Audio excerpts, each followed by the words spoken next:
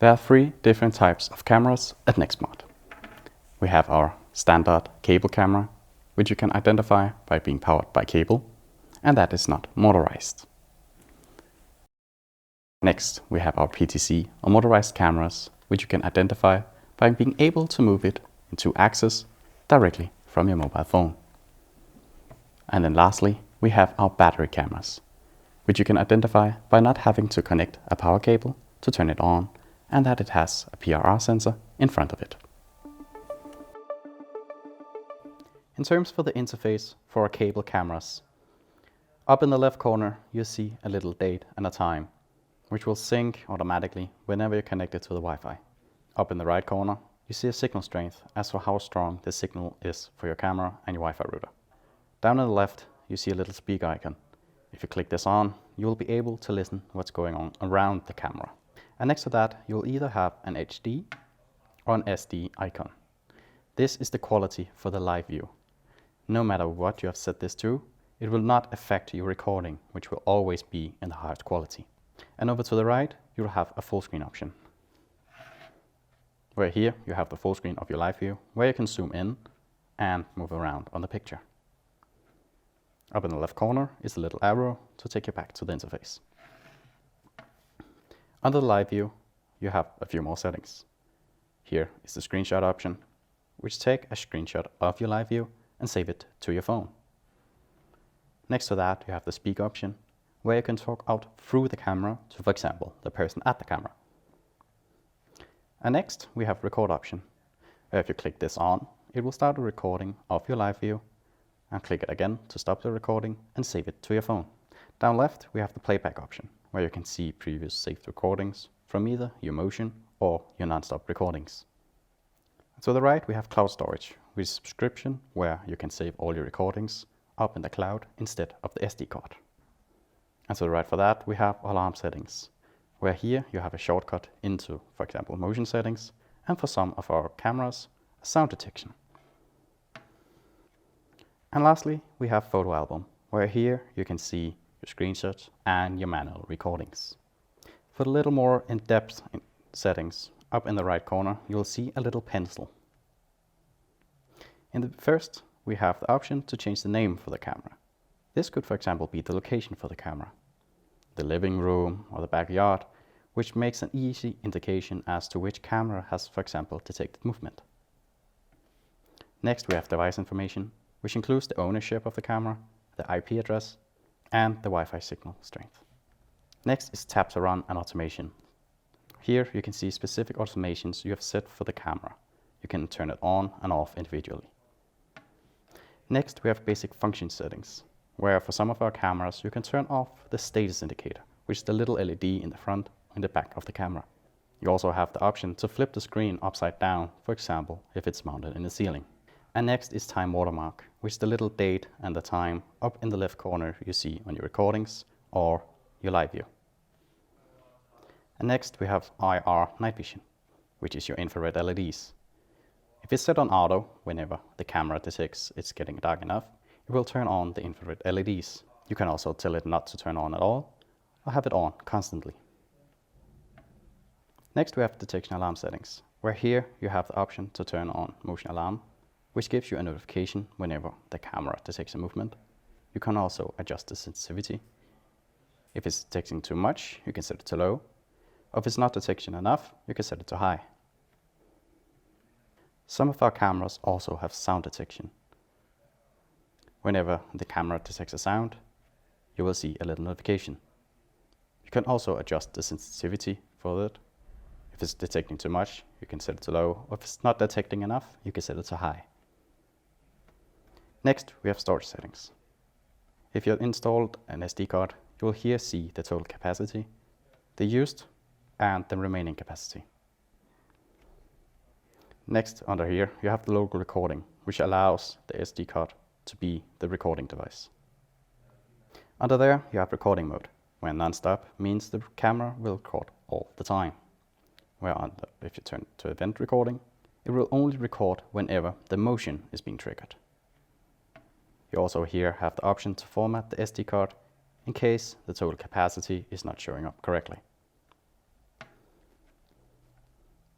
Next, we have offline notification. If this is turned on, your app will check every 30 minutes to see if your camera is still online. It could be, for example, if it's lost Wi-Fi signal or have been lost power. Then you will receive notification that the camera is not online anymore. And lastly, we have firmware information, where here you can update the camera manually, or you can turn on automatic updates, and whenever there's an update, your camera will update. In terms of the interface for the PTZ cameras, up in the left corner, you will see the date and the timestamp. This will synchronize whenever you connect the camera to the Wi-Fi. Over to the right, you'll see a signal strength. This is the Wi-Fi signal between the camera and your Wi-Fi router. Down left, you will see a little speaker. If you click that, you'll be able to listen along the camera. Next to that, you will either see an HD or SD symbol. This is the quality of your live view. However, no matter what setting you have set this to, it will not affect the recording settings. Over to the right, you'll see a full screen option, where you have the option to full screen your live view, zoom in, and move around. Here, with the PTZ camera, you also have the option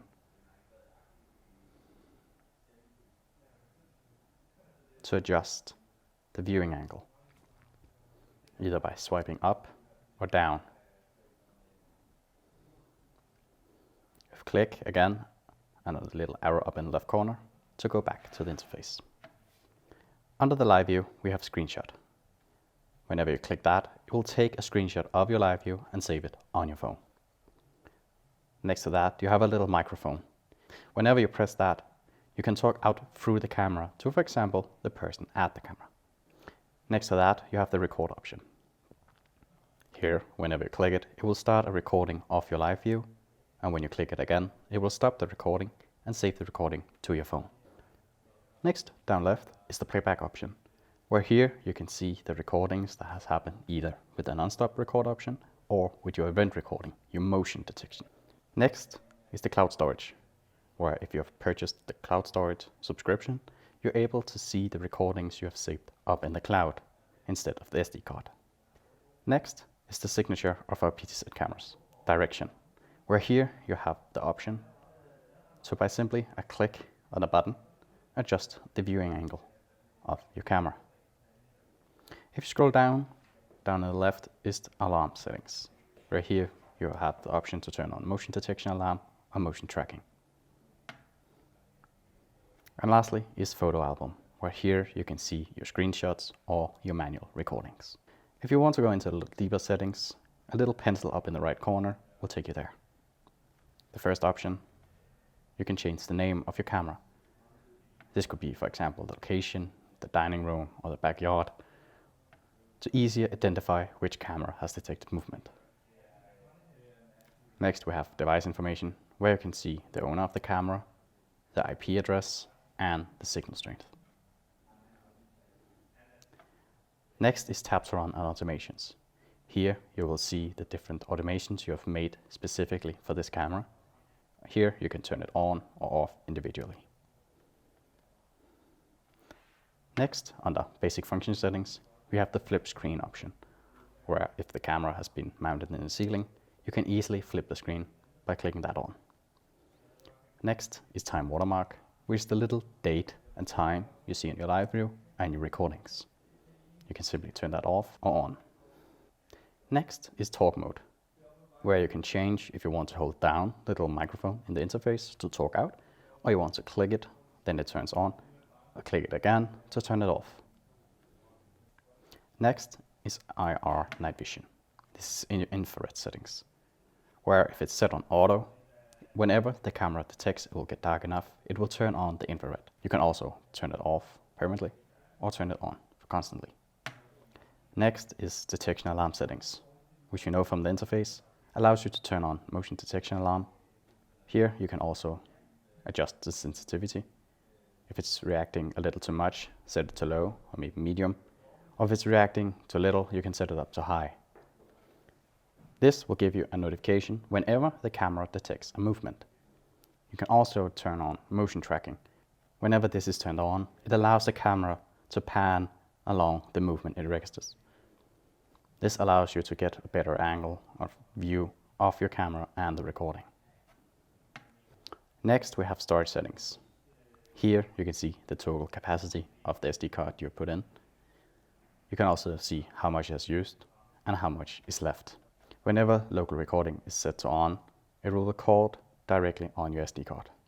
You can also change the record mode from non-stop, where it will record all the time, or to event recording, where it will record only when motion is being detected. You can also format the SD card, for example, if the total capacity is not shown correctly. Next is offline notification. Whenever this option is being turned on, your app will check every 30 minutes if the camera is still online. This could be, for example, if the power went out or it has lost access to the Wi-Fi. If this happens, you will receive a notification that the camera is no longer online. Next, we have firmware information, where here you can manually update your camera, or you can turn on automatic updates. And whenever an update is available, your camera will be updated. In terms for the interface for battery cameras, up in the left corner, you will either see an HD or an SD symbol. This is the quality of your live view. No matter what setting this has been set to, your recording will always be in the highest quality. Next is your battery level. Here you can see how much battery is left on the camera. Over to the right, you see a little speaker icon. If it's pressed, you can listen along with the camera to hear what's going around the camera. And next is a little zoom icon. Here you have the option to make a little instant zoom, where you can zoom in and out, move around on the picture. Down under, you have the data transfer. Here you can see how much data is being transferred over your Wi-Fi connection. And down on the live view, you see a little date and a time. This will synchronize whenever you connect to the Wi-Fi the first time. Down in the bottom, you will have first a full screen option, where here you get a bigger picture of your live view, where again you can zoom in, move around, and zoom out again. A little arrow up in the left corner will take you back to the interface.